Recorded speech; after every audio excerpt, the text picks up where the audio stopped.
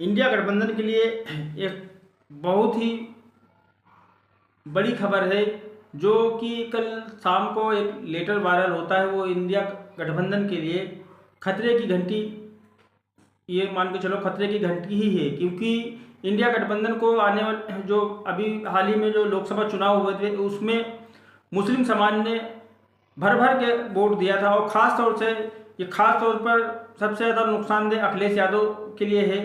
क्योंकि जिस शख्स ने ये लेटर जारी किया है, लेटर बम फोड़ा है, उस शख्स का नाम ही काफ़ी है।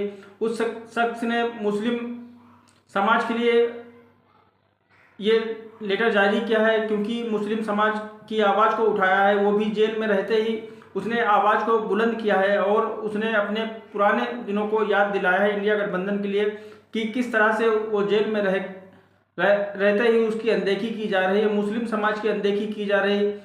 और इसी के चलते कल शाम को एक लेटर जारी होता है। उसमें सारी बातें इंडिया गठबंधन के लिए खुले तौर पर एक चुनौती सी होती है, एक समझ लो धमकी भरा ये लेटर होता है, जिसमें जो चीज़ लिखी है सारी जानकारी आपको बताने जा रहे हैं। बने रहें मेरे साथ में।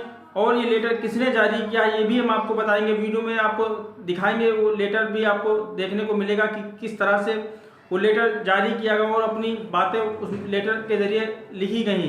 इस लेटर का असर, इस लेटर के आने से कितना असर इंडिया के ऊपर होगा, ये भी हम आपको बताएंगे। बने रहे मेरे साथ में। वीडियो अच्छी लगे इसको लाइक कर देना और मेरे चैनल को सब्सक्राइब जरूर कर देना। वीडियो को ज़्यादा से ज़्यादा शेयर भी कर देना।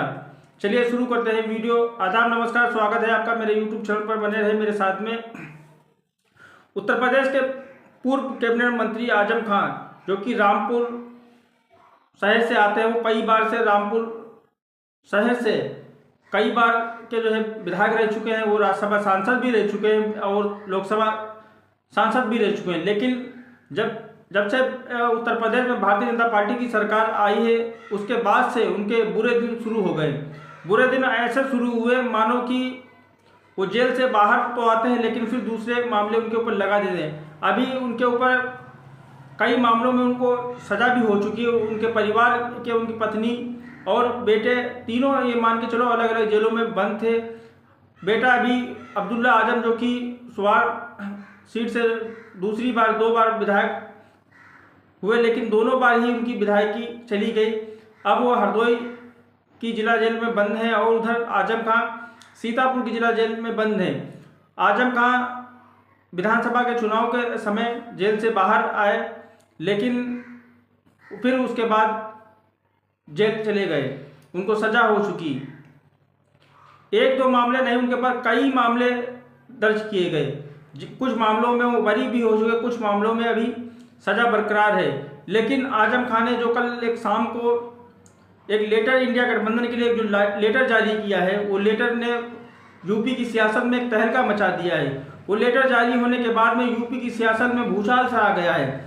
इंडिया गठबंधन के अंदर भूचाल सा आ गया है। खासतौर से अखिलेश यादव के समाजवादी पार्टी के अंदर भूचाल सा आ जाएगा, क्योंकि समाजवादी पार्टी इंडिया गठबंधन को मुसलमानों ने भर भर के वोट दिया है। मुसलमानों के लिए अखिलेश आजम खान ने जिस तरह से आवाज़ उठाई है जेल में रहते हुए, ये एक बहुत बड़ी बात है। क्योंकि आजम खान ने जो लेटर में लिखा है, उसमें साफ तौर पर यही लिखा है कि इंडिया गठबंधन को जिस तरह से मुस्लिम समाज ने वोट दिया है, उस तरह से इंडिया गठबंधन मुस्लिमों की आवाज़ को संसद भवन में नहीं उठा रही। उनकी आवाज़ को दबाया जा रहा है, लेकिन इंडिया गठबंधन के कोई भी जो नेता उसकी आवाज़ को नहीं उठा रहा है।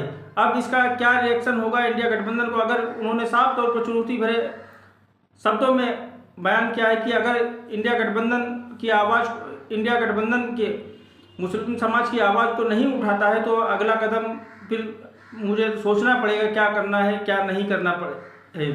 क्योंकि उत्तर प्रदेश में लोकसभा चुनाव में जिस तरह से मुस्लिम समाज ने समाजवादी पार्टी और इंडिया गठबंधन को वोट दिया, उसका जीता जागता सभी के सामने है कि इंडिया गठबंधन ने उत्तर प्रदेश में कितना अच्छा प्रदर्शन किया और ख़ासतौर पर समाजवादी पार्टी ने कितना अच्छा प्रदर्शन किया, जिसकी सीटें शून्य से ये मान के चलो शून्य थी, लेकिन अब 37 सीटों पर सबसे देश की तीसरी सबसे बड़ी पार्टी बनकर उभरी है। और उसी मुस्लिम समाज को इंडिया गठबंधन अनदेखी कर रहे हैं। उन्होंने रामपुर का भी जिक्र किया कि संभल संभल से पहले रामपुर में जो है ये सारे जो है हथकंडे अपनाए गए। जब यहाँ से जो है सफल हुए, उसके बाद अब ये संभल का जो टारगेट कर रहे हैं, क्योंकि रामपुर में सक्सेस हो चुके हैं जो रामपुर में किया, उसके बाद अब इन्होंने संभल पर एक्शन लेना शुरू किया है। अब संभल की बारी है। जिस तरह से इंडिया गठबंधन संभल के मुद्दे पर जो है संसद में जो है उठा रही है जोर शोर से, उसी तरह रामपुर के मुद्दे को क्यों नहीं उठा रही। रामपुर में के मुस्लिमों की जो क्यों नहीं आवाज़ वहाँ उठाई जा रही। रामपुर में मुस्लिमों को कितना सताया गया, कितना जो है जुल्म किया जा रहा है, लेकिन कोई इंडिया गठबंधन को किसी नेता ने नहीं वहाँ उठाया। इसी तरह से जो इंडिया गठबंधन को जो है मुस्लिम समाज के लिए अगर नहीं कुछ कोई आवाज़ नहीं उठानी तो अगला कदम मुझे सोचना पड़ेगा क्या करना है।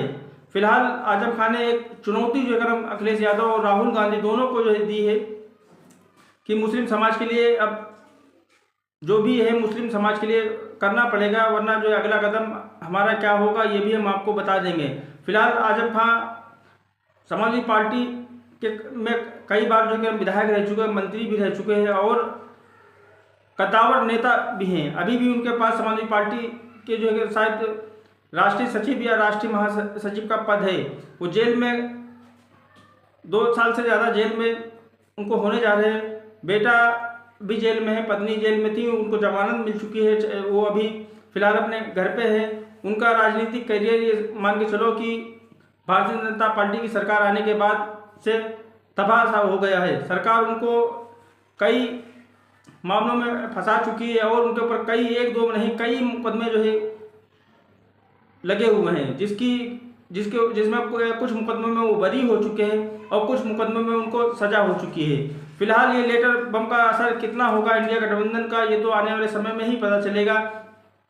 आजम खान ने जो भी किया है वो एकदम, कुछ लोग आजम खान की तारीफ भी कर रहे हैं कि आजम खान ने मुस्लिम समाज की आवाज़ को उठाने के लिए इंडिया गठबंधन के ऊपर दबाव बनाया है, एक धमकी सी दी है।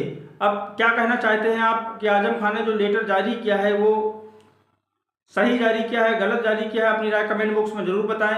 मेरे चैनल पर नए आए तो मेरे चैनल को सब्सक्राइब जरूर कर लें। धन्यवाद।